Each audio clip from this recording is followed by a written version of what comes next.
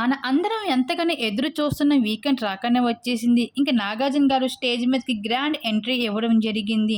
ఇక 'స్టార్ మాల' ప్రోమో చూసుకున్నట్లయితే 'who is top 5' అంటూ 'నాగార్జున' గారు స్టేజ్ పైకి అడుగు పెట్టేశారు. అయితే ఈ వారం డబుల్ ఎలిమినేషన్ ఉందంటూ అనౌన్స్ చేయడమే కాదు, బ్లాక్ కార్డ్ ఎవరెవరికి ఇవ్వబోతున్నారు, మీరు మీ ఒపీనియన్ షేర్ చేసుకోండి.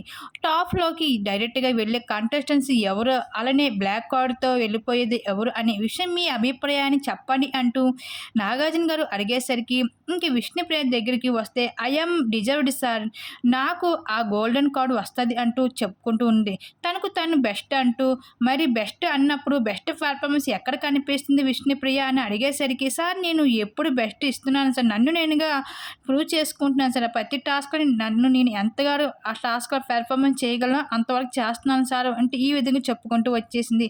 మరి టాస్క్ నీ పెర్ఫార్మన్స్ ఎక్కడ కనిపించలేదు అంటూ ఇక నాగార్జున గారు అయితే క్వెషన్ చేయడం జరిగింది విష్ణుప్రియకి.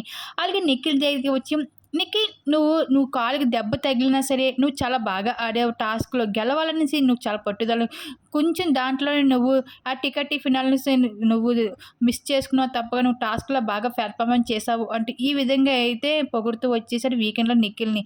'బిగ్ బాస్' సీజన్ ఎట్లా ఇలా ఒక్కొక్కరి కోసం అయితే నాగార్జున గారు వీకెండ్‌లో మాట్లాడుతూ రావడం జరిగింది.